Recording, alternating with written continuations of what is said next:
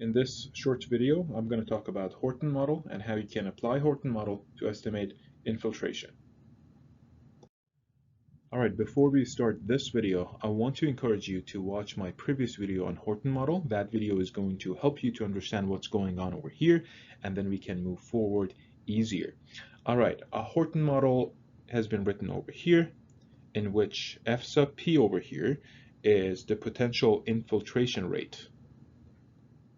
And potential infiltration rate has the dimension of length over time, or LT to the power -1. It could be millimeters per hour or inches per hour, so on and so forth. The other variables in this equation are F sub 0, which is the initial or maximum infiltration rate. It can be represented over here. You can see this is the maximum rate of infiltration when you plot the Horton equation. And then F sub C is the minimum infiltration rate, which is right over here and represents the asymptotic or minimum infiltration rate. The other thing is little k, which is a decay constant for this equation and has the units of 1 over time. It could be 1 over a minute or 1 over hours. Okay, now that you know this, another point that I want you to pay attention is we use these equations, equation 1 and 2, only when we have continuous ponded water above the soil column, right? What do I mean by that? Okay, so if I want to show you the rainfall intensity over here, the rainfall intensity should always be higher than infiltration capacity starting from the beginning of the rainfall. So you can see this line is rainfall intensity, and it is continuously higher than infiltration capacity, which is this equation and this curve over here. All right. So the point that I want you to know is we use these two equations only when rainfall intensity is continuously higher than infiltration capacity or potential infiltration rate. Using equation 1, you can find potential infiltration rate at any given time that you want to. For example, right over here, if we call this T sub 1, if I want to find infiltration rate, I can use the curve or the equation to find specific infiltration, potential infiltration rate, or I'm going to call it FP1, that corresponds to T1, using the equation or using the curve. All right. So it is important to notice that equation 1 gives you potential infiltration rates. Okay, now there's another equation that I showed you in the previous video on how you can derive this equation number 2 by integrating equation number 1 that gives you cumulative infiltration. So capital F gives you cumulative infiltration, which has a dimension of length and the units of millimeters, centimeters, inches, so on and so forth. So whenever I say capital F and then specific time in brackets, what I mean is cumulative infiltration from time t equals 0 to t equals t1. So what I mean is cumulative infiltration from 0 all the way to T1. How do we show this on this graph? It's actually pretty easy. So if I want to show you the cumulative infiltration on this graph over here, the area right below this curve, the Horton curve, all the way up to T1, this area is your capital F T1, cumulative infiltration from the beginning all the way to t equals T1. All right, so once you have this cumulative infiltration, which has the unit of length, then you can easily calculate rainfall excess. So in here, if I go up, whatever is below Horton curve is infiltration. Whatever is above that is going to be rainfall excess. So this is the amount of rainfall excess. And rainfall excess can be divided into depression storage. So first, all the depressions will be filled, and then after that, you will have surface runoff. This is a general understanding of the concepts of a Horton model. Now we are going to move forward, and I'm going to show you an example to see how this works. But before showing you an example, I want you to think about different variables and parameters in a Horton model, right? These variables change depending on the soil texture and a variety of other factors, right? What are those factors? Think for a second, and then we're going to talk about them. The capacity, or F sub P, depends on many factors. And those factors are obviously soil texture is important. For example, you can see different values of different Horton model variables and parameters, right? For a coarse textured soil, for example, F sub 0, or the initial infiltration, is 250, but for clay soils, F sub 0 is 75, so it's significantly lower, right? So soil texture plays an important role. In addition to that, there are other factors that play important role. For example, vegetation cover. Is the soil that you are studying is bare, or does it have some vegetation cover on it? In addition to that, another example would be initial moisture condition. Did you experience a rainfall before, or has it been a dry period? So all of these are going to impact your infiltration capacity, which is another name for potential infiltration.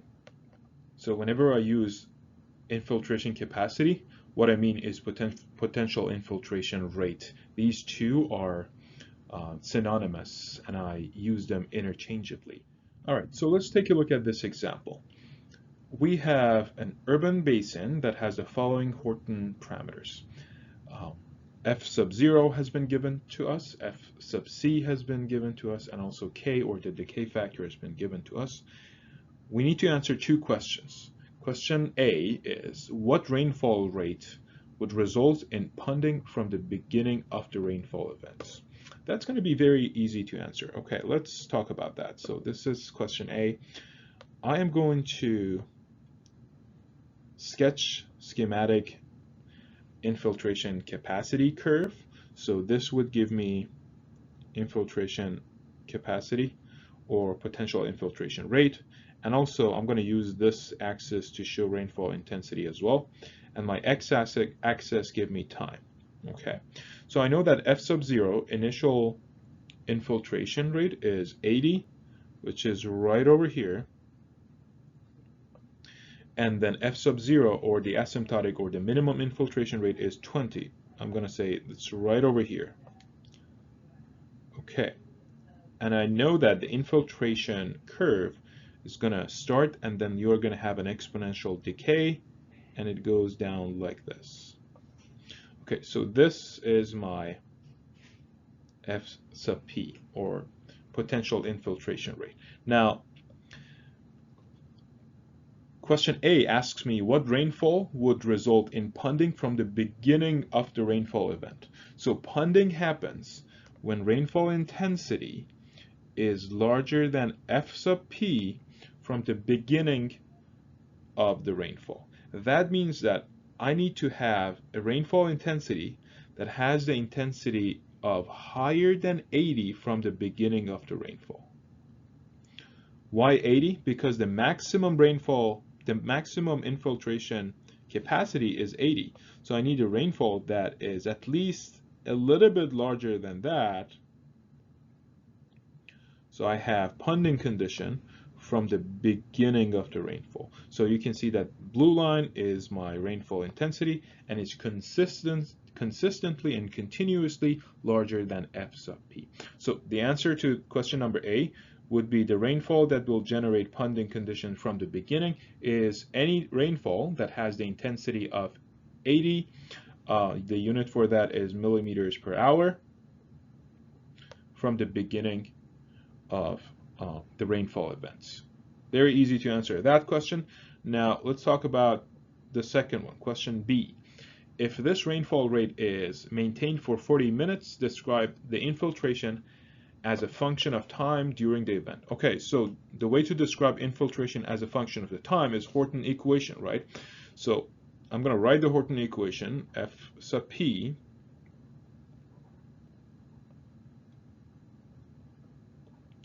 this is the equation that I showed you in the previous slide. I'm just rewriting that. Okay, now I have all the variables and parameters for this equation, so I'm going to put them in here. And this equation can be simplified and written as, all right, this is the equation that describes the infiltration as a function of time for the specific rainfall events that T changes from 0 to 40. Okay, so this equation can be used to figure out the amount of potential infiltration rate or infiltration capacity. And we're going to move to the second example, and I will show you how you will use this equation. This example shows you how you can apply what you learned about Horton equation for the same urban basin that has the same Horton infiltration parameters as the previous example. We are going to go through a couple of questions, and number one, or A, estimate infiltration capacity when T is equal to 30 minutes. All right, first of all, we do have, this is the rainfall hyetograph, time versus rainfall intensity. We have been given the intensity of the rainfall. The blue line on this graph is your rainfall intensity. Now let's sketch infiltration capacity on this graph. So we know that F sub 0 is 80, which is right over here, and also we know that F sub C is 20, which is right over here, and the curve is going to approach this line asymptotically, right? Okay. Now, in order to estimate infiltration capacity when T is equal to 30, we just need to use the equation that we developed for F sub P in the previous example, and then in that equation T will be equal to 30 minutes, and that will give us F sub P. Let's do that. Okay, so the equation that I developed in the previous example is this. Notice that the unit for K is in minutes. So if K is in minutes, if we put T in minutes, because K has the units of 1 over minute and times T, then the minutes cancel each other out. So I don't need to convert time to hour right now. So let's put it over here. This would be 20 plus, and this gives me the value of 20 millimeters per hour. Okay, so when T is 30, this is 20. So I know that my curve is probably looking like this. We basically answered part A. Part 2 asks us to estimate cumulative infiltration when T is 30 minutes. Cumulative infiltration, if I want to show you what that represents, I'm going to show it with this red. Okay, so cumulative infiltration is this area that I'm going over right now.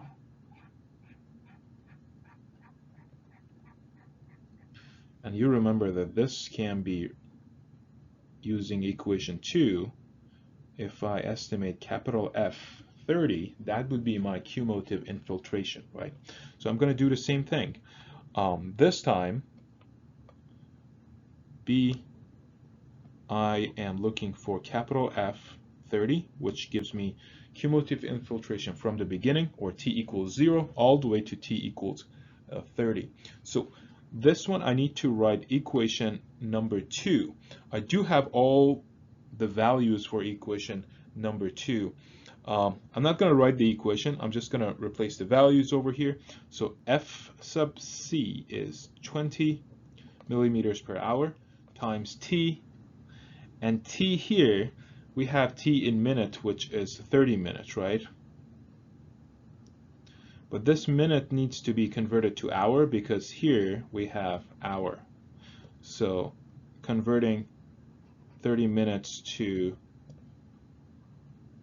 hour would be 30 divided by 60, and the unit of this would be an hour, plus the rest of equation for capital F, which I showed you a couple of slides before. All right, so doing some calculations, this can be written as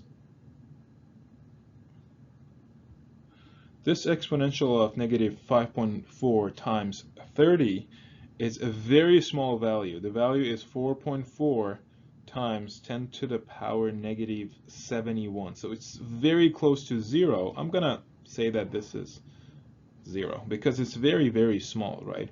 So this value is approximately 21.11.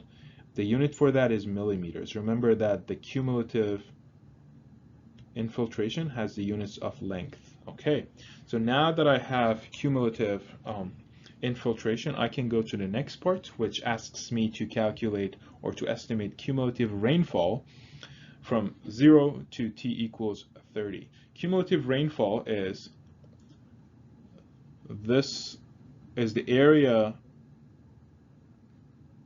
below this curve, the green curve that I have shown you. So I need to calculate the area of this polygon, this green polygon that I'm going over right now. If I calculate that area, that would be my cumulative rainfall, the depth of rainfall that I have received, right? So let's write that down. I'm going to write it in green. I'm going to show it rainfall or precipitation with capital P.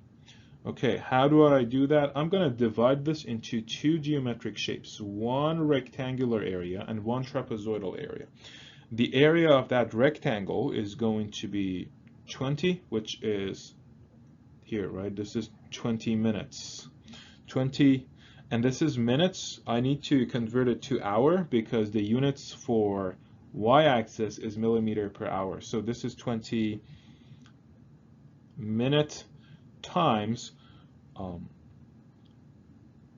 to convert it to hour would be 1 over 60 times 100.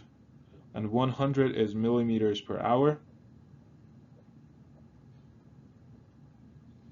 And this is basically the length of that rectangle, and plus the area of the trapezoid that we have. I'm just going to write it, and I will let you figure out how I did this and what kind of unit conversions I did. And this part is the area of the trapezoid. This gives me the value of P, and P over here is 51.66, again, millimeters. This is depth of rainfall that I have received from t equals 0 to t equals 30. All right, and the last thing that it asks me to calculate is the amount of rainfall excess. Rainfall excess is easy. P minus F, capital F, is your rainfall excess, and it's this part of the curve. So whatever is above your potential infiltration curve, this orange shaded area is going to be your rainfall excess, and rainfall excess first fills all the depressions and then becomes surface runoff. So part D, rainfall excess, is essentially P minus capital F 30.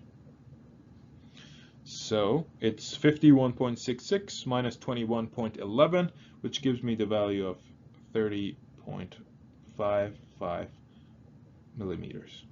All right, so I answered all these questions and I calculated all cumulative values. The only thing that you need to pay attention when you are doing examples like this should be the units. If the units are correct, the calculations are pretty straightforward. The last thing that I want to mention in this video is parameter calibration for Horton model. By now, you probably have a question that, okay, so how do we find the values for F sub C or F sub 0 or this decay factor K? Are we using the tables that we are given to, or are there other methods of finding these values? So you can do an infiltration test in the field using different infiltrometers and collect some measured data of how water infiltrates into the soil. Once you have the data that you have measured in the field, you can fit this equation to the data and then find the values of F sub 0, F sub C, and K specifically for the study area that you are interested in. So I have a video that I'm going to link over here and in the description that shows you how you can use the measured field data to calibrate different parameters of Horton model for your specific study area.